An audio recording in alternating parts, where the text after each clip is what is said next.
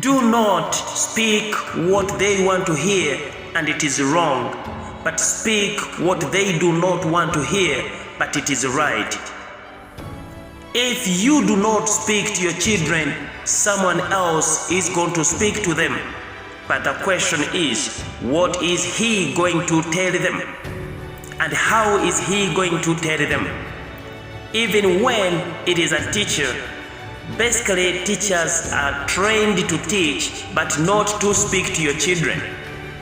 Somebody like a friend or a relative can help you keep your child for 1, 2, 3 hours, but he or she will never breastfeed your child. It is still your responsibility to breastfeed your child even when someone can keep your child.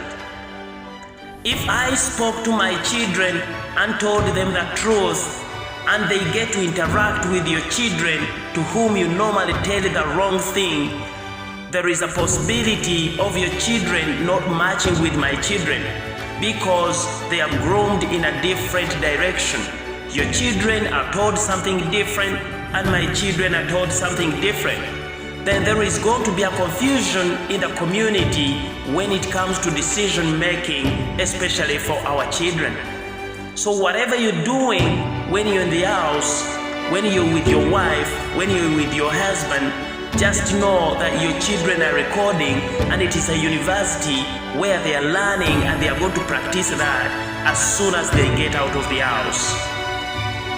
It is okay for my children to take a glass of water and a piece of cassava for lunch, and it is very okay for your children to take rice and chicken and a glass of juice, as long as that is what in your own means.